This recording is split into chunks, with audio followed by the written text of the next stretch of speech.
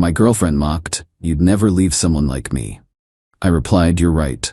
That night, I let her believe she'd won. The next time she saw me, I wasn't alone. And the look on her face was worth every second of silence. 33 male, I'm a back-end developer. I build the systems that make other flashier things work. I'm quiet, I make very good money, and I'm what most people would call predictable. My girlfriend, Alara 29, is not. Alara is a lifestyle curator. That's not a job title, it's a state of being.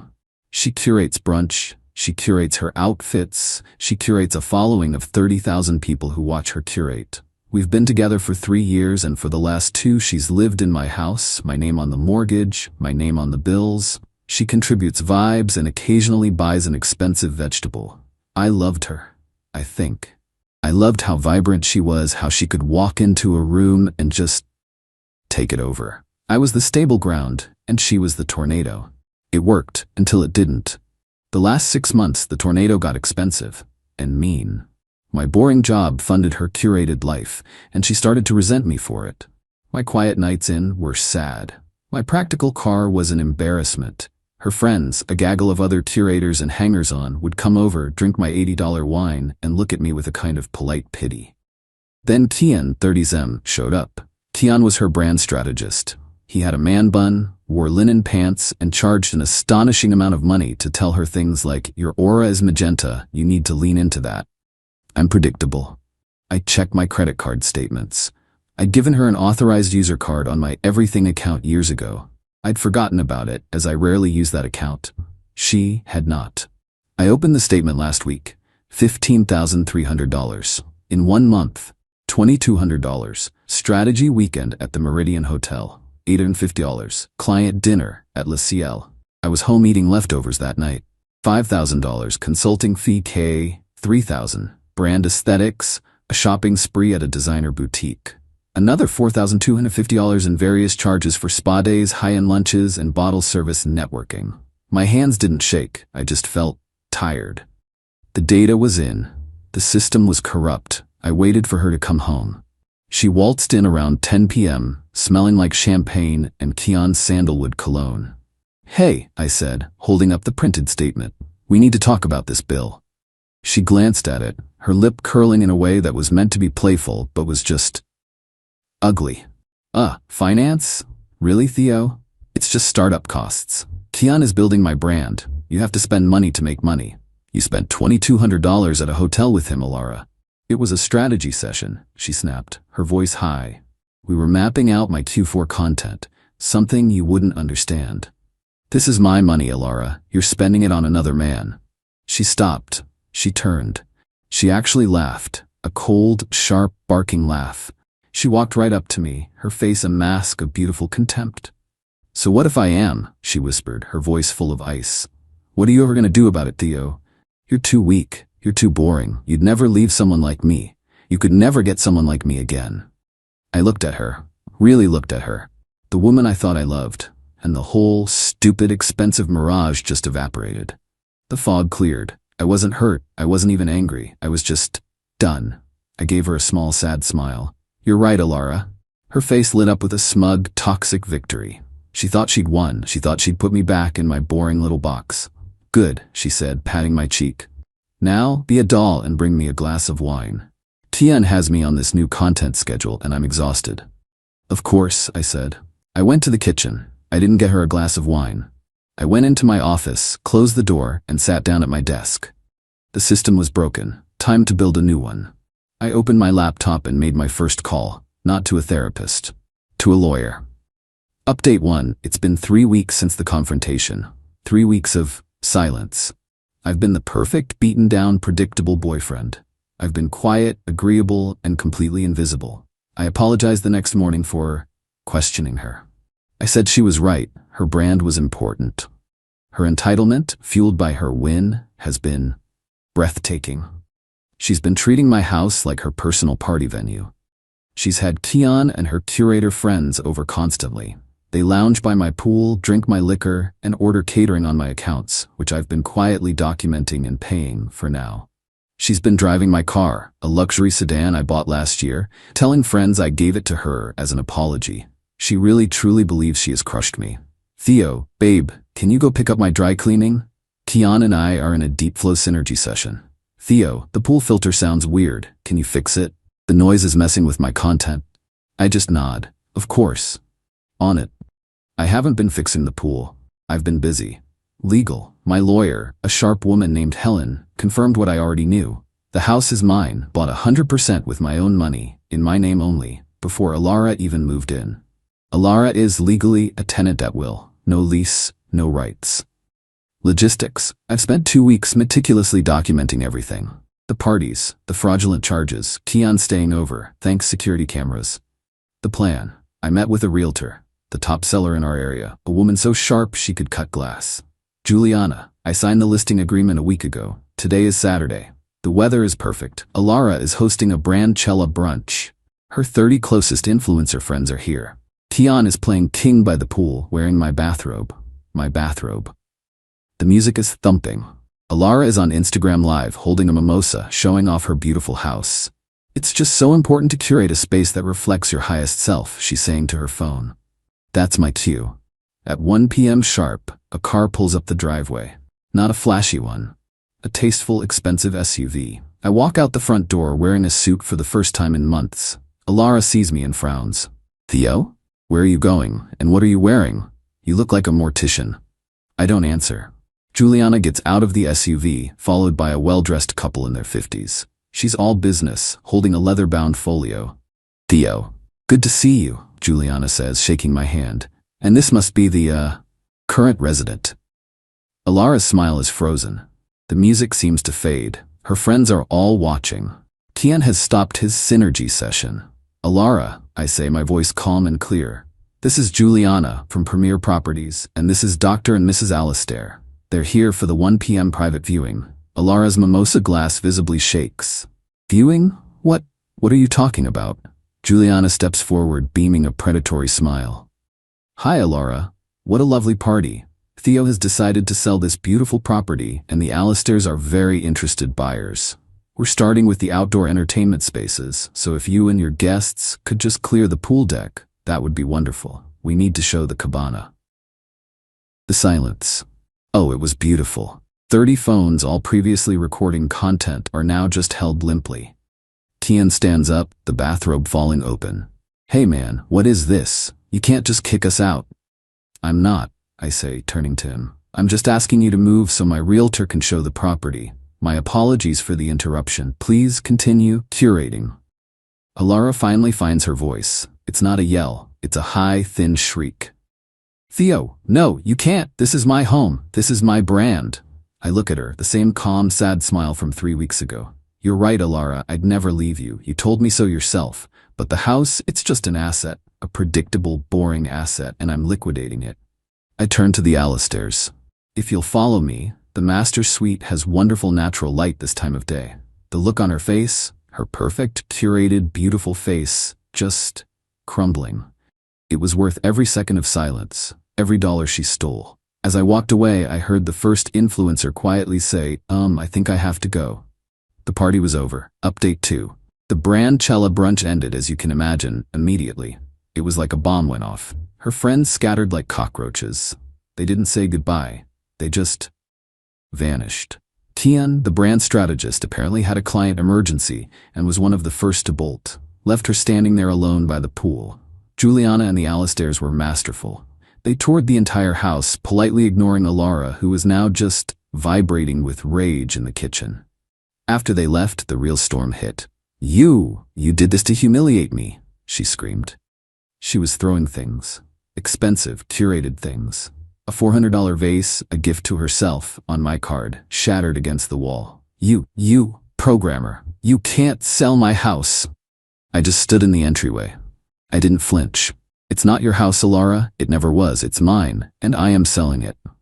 I pulled a folded paper from my suit jacket. This is a formal 30-day notice to vacate. It's drafted by my lawyer. You have until the 15th of next month. After that, you'll be trespassing. She stared at the paper like it was on fire. 30 days? 30 days. I can't. Where will I go? I don't know, I said. Perhaps Kian has some brand-based solutions. You have 30 days to curate a new living situation. I'd start now. I left.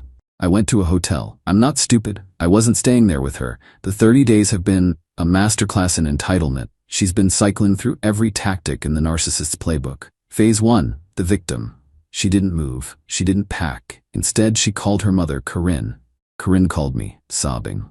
Corinne, Theo, please, I don't know what got into you. Alara is a wreck. She's fragile. You can't do this to her. You're her rock.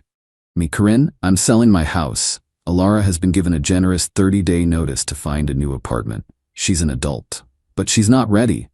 Her brand is tied to that house. She's built a life there. You're destroying her career. Her career was funded by my bank account. That funding is over. She needs to speak to her brand strategist if she has business problems. You're a monster, Theo, a cold, heartless monster. She loved you. Me, no, she loved my house and my credit score. Goodbye, Corinne. Qley's 2, the seductress. A few days later, I get texts, not angry ones, pictures, her in lingerie, her by the pool. Baby, I miss you.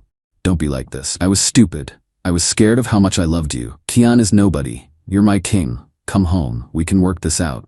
I'll make it up to you. I'll get a job. A real one. Just don't do this to us. I screenshotted them, sent them to Helen, my lawyer, did not reply.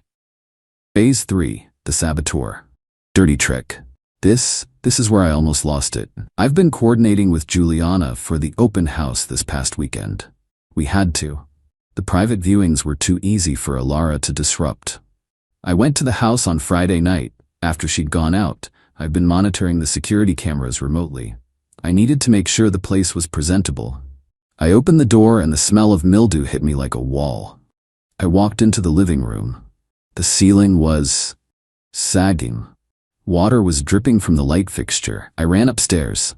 The master bathroom. She had plugged the overflow drain on the $10,000 freestanding tub, turned the water on, and just left it. It had been running for hours. The water had poured over the edge, soaked the new hardwood floors they were cupping, and streamed down into the living room, ruining the ceiling, the plaster, and the built-in bookshelves.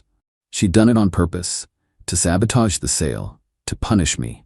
She found it later. Alara, via text. OMG, Theo, the tub overflowed. I don't know what happened. It's a disaster. I guess you'll have to cancel the sale. It's a sign the house wants us to stay. My hands were shaking. All the calm, collected planning, gone. This was thousands, tens of thousands in damage.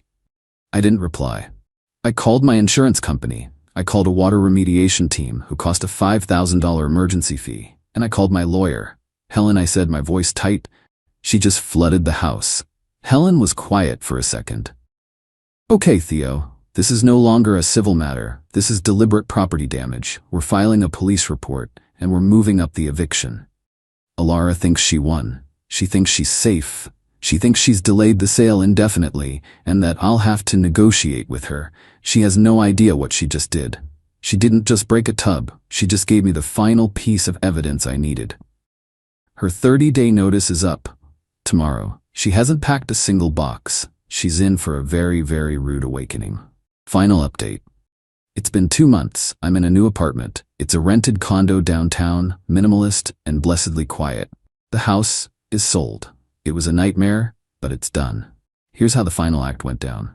After the flood, I moved. Fast. I couldn't live in the house. I had the remediation team gut the living room ceiling and dry out the master bath. The insurance claim was a mess, but I had the text messages where she discovered the flood and the security camera log showing her leaving the house hours before she sent that text. It was blatant. My lawyer, Helen, was a shark. The deliberate property damage, which we had a contractor estimate at over $30,000, allowed us to file for an emergency writ of possession. The 30-day notice was now just a formality. We had cause. The judge, seeing the photos, the texts, and the repair estimates, signed it immediately. The eviction, day 31. Alara's 30-day notice was up on a Tuesday. She was still in the house, probably celebrating her win. She'd posted an Instagram story that morning. Sometimes you have to fight for your home. Blessed, strong woman. 8 a.m. I showed up. She thought I was alone. She opened the door in a silk robe, a smug smile on her face. Theo, come to beg. I told you the house didn't want to be sold. Her smile died. Standing behind me were 2 sheriff's deputies. Ma'am, are you Alara last name? The first deputy said, not unkindly. Yes? What is this? We have a writ of possession for this property. You are no longer a legal resident. You have 1 hour to gather your personal necessities. A moving crew, hired by the plaintiff, will be here at 9 a.m. to remove the remainder of your belongings. Her face went from smug to white to a blotchy, ugly red. No, you can't. I have rights. This is my home, Theo, you bastard. Your rights ended when you deliberately flooded my home, I said, my voice dead. The judge agreed. She tried to slam the door. The deputy put his hand up. Ma'am, that's not a good idea. Please, gather your things. She tried to call her mom. She tried to call Tian. I could hear his voicemail greeting from the doorway. He didn't answer. Shocking. She just broke. She started screaming, just an incoherent animal rage. The deputies were unmoved. At 9 a.m., the movers I hired showed up. I gave them instructions. Box everything. Take it to this storage unit. I'd prepaid for 1 month at a unit 5 miles away. I handed Alara the key. Here, the rest of your brand is here. You can curate it from storage. She was forced to stand on the lawn in her robe, holding a duffel bag, while a team of 4 guys systematically emptied her life onto the curb and into a moving truck. Her friends, her clothes, her stupid, curated driftwood. All of it. Gone in 2 hours. The neighbors were watching. It was quite the show. The financial fallout. The revenge. But I wasn't done. Oh no. The flood. The $15,300 in fraudulent charges.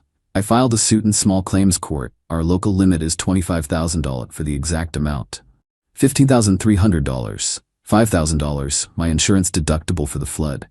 $4,700, the portion of the water damage the insurance didn't cover. They fought me on deliberate acts. Total, $25,000. She was served. She didn't show up. She was probably still catatonic at her mother's house. I won.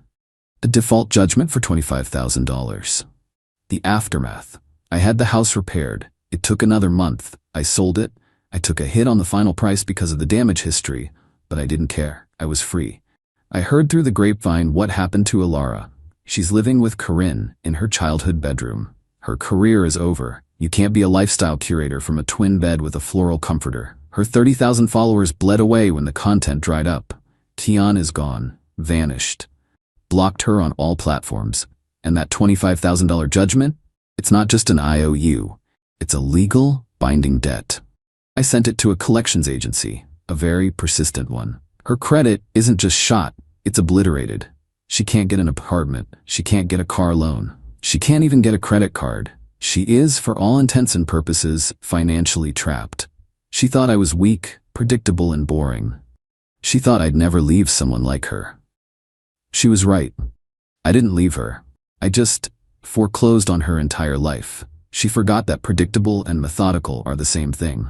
She thought she was a tornado. She forgot I'm the guy who builds the storm shelters. It's quiet in my new place. I'm dating someone. A lawyer. She thinks the story is horrifying, but she also appreciates the paperwork. Alara wanted a curated life. She got one. A life of consequences curated entirely by her.